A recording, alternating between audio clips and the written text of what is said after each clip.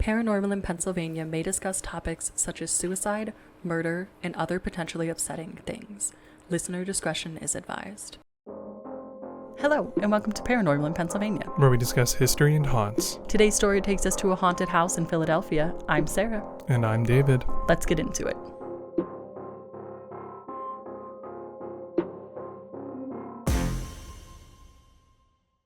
So, Philadelphia has many haunted houses. We've had the Powell House, the Hill Physic House, tons of just haunted locations, and today we have yet another one. No way. This is the Bishop White House. Is that the White House for the bishop? That's funny, actually. No, it is the house of a bishop, but his last name is White. Oh. And I believe the house is brick, not white. So what makes it a White House? Are you joking? Wait, you said it's a brick house, right? Like a red brick house? Yeah, it's the Bishop White House. His last name is White. Oh my goodness. Yeah, I got so stuck when you said it was a brick house, and I'm like, so what makes the house white? Oh yeah, I was like, David, it's his last name. Yeah, I'm like, it's owned by Bishop White. It's Bishop White's. Did they paint White's the brick white? House. I'm like, okay, I guess it could be white then. No. So the home was built in 1787, and it belonged to Reverend Dr. William White, who was a rector of Christ Church and St. Peter's Church for many years. And these are located both in Philadelphia, kind of on like opposite sides of the historical era. Christ Church and the cemetery is haunted by Benjamin Franklin. Okay, yeah. One of many places that Benjamin Franklin resides. Yeah, but do you remember we visited it, remember? Yes. Yeah. And he chose the location of this home because it was nearly equidistant between the two churches, which made his commute much easier. Right. One day go to one, the other, like a Wednesday I'm going to the other one. Right. Or if you need to go to both, you could stop home for a midday meal, etc. Oh, that's fair. So the house itself is located on Walnut Street, specifically at number 309, and it's been restored to reflect how people would have lived during that time. What's there is skewing towards the upper class because, according to the website, as him being a bishop, he would have been considered more upper class and had more finery in his house. Okay. So they restored the house as best as they could to reflect what he would have had there. There are some items actually of White's that are there, but there's also some items that are just there to kind of supplement. Gotcha. And it's all done in 18th century style restoration because 1787 is when it was built. Interesting. That's always something that, like, how do you date that something from, like, that time, like the not quite 200 years ago, but we're actually coming up soon on that, belonged to, like, X person, Y person. It's always very interesting to me. So, like, when you're like, oh, we have some of White's items, I'm like, that's really cool. But, like, how did they survive so long? It's a total sidebar, I know, but... Well, it is 200 years ago. It's 1787. Oh, 1787. I was operating with 1887 in my mind. Yeah. So I'm like, almost 200. Yeah, so no, that's I was like, that's almost 250. Yeah. 250. Wow, math, hard. I think they know that it's White's because it was left in the house. For example, they say that the book he was reading when he died is still in the house. Which is interesting because that makes me then think about the history of the home and, who owned it after, right? That, like, left these things in the home for so long and, like, didn't take it with them if they sold the home or, so on and so forth. I'm not trying to decry the legitimacy. It's just one of those fun thoughts. Yeah, and he lived there until he died in 1836. So he himself lived there for almost 60 years. He lived a pretty long life. Yeah, that is long for that time period, right? But I couldn't find much about after he died. So it's interesting what you say about, what happened after he died. I don't know. I couldn't really find much record on it. So jumping into the paranormal story. According to statuses in Philadelphia, I thought the Powell House was the most haunted, according to locals. But as I was researching this, many people say that the Bishop White House is the most haunted. Okay. So maybe it's a rivalry of sorts, a haunted rivalry. And there are at least 4 distinct ghosts here that we're going to break down. The first appears as a shadow man, and his name is John. People think that this is someone that used to work for Bishop White. He was actually a coachman. So he would have lived on the property, specifically in an apartment that was located behind the house during his employment. And even after he was no longer employed by White due to old age, White still let him live in the apartment in the back of the house. Right. So he did have a really good relationship with the bishop, and he lived on the property until his death. Tons of ties to the property, so I think that could make sense. Gotcha. So I know what a coachman is, but for the people that don't know what a coachman is, do you want to explain what that is? Yeah, so if you're traveling by coach, like coach pulled by horses, then you would need a coachman to help drive the coach. So he's like modern day driver. Watson to the church. Yes, exactly. Except he probably walked to the churches in Philly. I guess maybe if it was raining though. Yeah, I don't know. Yeah. And I think coachmen also just in general helped with like travel and getting stuff set up around the house. Okay. Like I'm sure he had a lot of responsibilities being a bishop. I'm sure. And I don't know if he ever had to like travel as a part of his duties as a bishop. I think so. I think they all have to go meet. Oh, I don't know. No one quote us on that. Ooh. But anyways, John died of yellow fever in 1793. So sorry. I'm like, wonder how yellow fever played into his life. The yellow fever outbreak we learned about. With Hill Physic, you mean? Yeah. Yeah.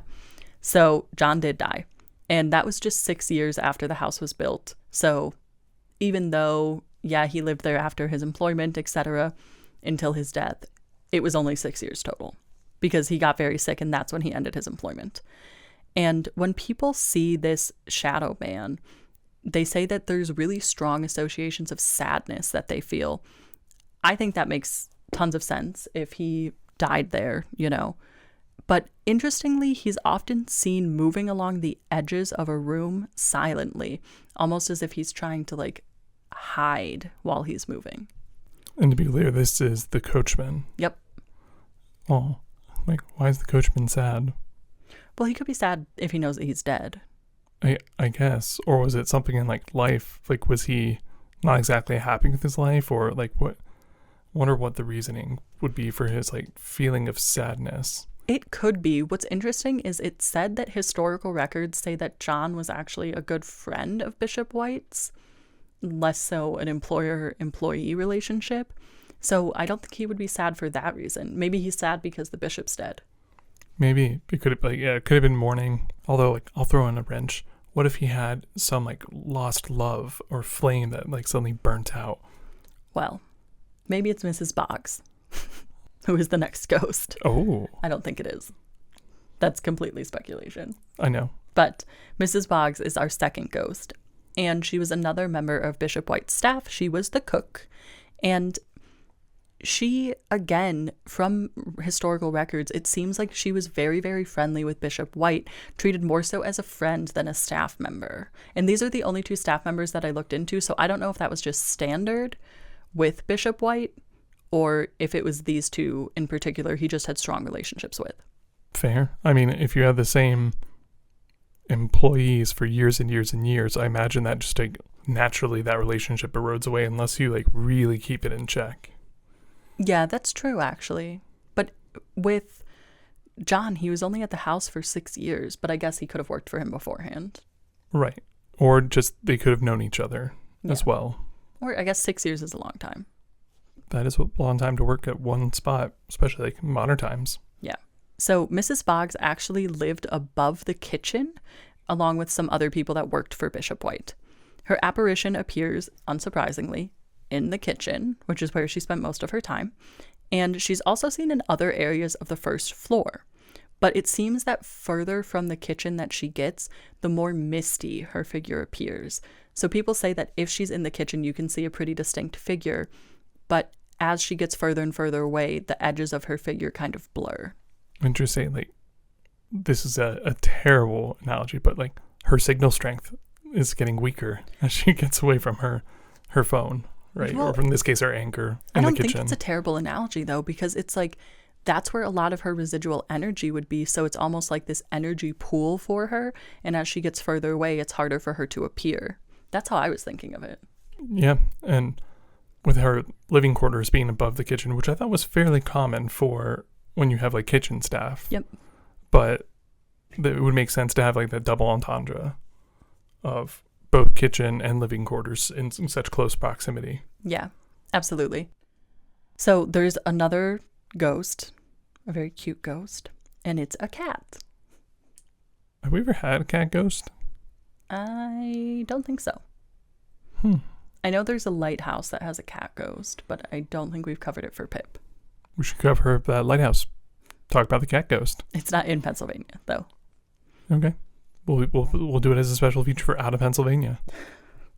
I think, if people are interested, there might be other podcasts they can check out that have covered it that I might also be on.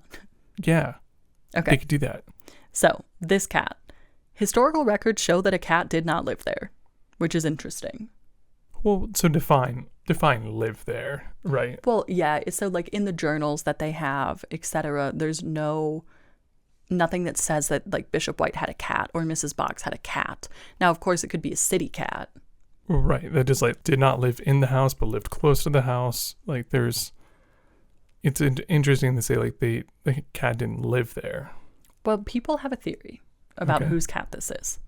People think that Benjamin it's Franklin. Dr. What? Benjamin Franklin. No. Oh. People think that it's Dr. Benjamin Rush. So you said Benjamin. I was like, how did you know that? I'm 50% correct, so like, I'll take it. It's a completely different person. Benjamin Rush is a prominent Philadelphia doctor that during the yellow fever epidemic treated both John and Bishop White. People that walk past the house note that the cat can be seen lying in the windows, even though no cats live there, because right now it's a museum. And some visitors report even hearing cats meowing as they walk through the house. Interesting. So that must have been like a city cat or something. Well, no. They think it was Dr. Benjamin Rush's. Cat that came with him to treat people? I guess. And then just took an extreme liking to the White's home and... Maybe. I don't know. Huh. Apparently he didn't live too far. So maybe they were friendly and the cat would walk. And just like go visit? Yeah. I like that idea a lot better than like the cat came with me to work. Yeah, because cats are known to do that. Yeah, cats are known to wander quite far from their homes when they're indoor-outdoor cats. Yeah, so that's always a possibility. And finally, Bishop White himself is said to haunt the house, which is completely unsurprising. He had the house built. He died in the house. He lived there for 60 years. Strong attachment to Am the I doing home. the math right? I don't know. He I'm lived trusting your there math. for Your math, not nap. 86 to 36. No, 50 years. He lived there for 50 years, not 60 years. Scratch that. This is a History and Hauntings podcast, not a mathematician podcast. Sorry, folks. Mathematician. Thank you. Yeah. So Bishop White was 85 years old when he died, and he died in his bedroom there. Like I said before, they think that the book that he was reading when he died is actually still in the house for people to see. And many people say that his spirit can be seen looking out of his bedroom window, which was located on the 3rd floor. The interesting thing is that people say he appears with a sad look on his face. And I wonder if this is because he knows that he's dead? No. I don't know. I think it's more of like perhaps that he felt like he died too soon and I wasn't able to help people enough. That's a really positive outlook because my other theory is even darker. Go for it. Let's hear it. My other theory is, okay, so he's a bishop, right? These people believe in heaven, but he's not in heaven. He's in Philadelphia, Pennsylvania, still on earth. So maybe he's sad because he's not in heaven. Okay. Yeah, that's pretty dark. It's like worse than being in purgatory because you're not going one way or another. But it could mean, like you're saying, that he has some unfinished sort of business. Or, well, hold on. And this would also be like we're kind of floating around the idea, is this actually an intelligent haunting?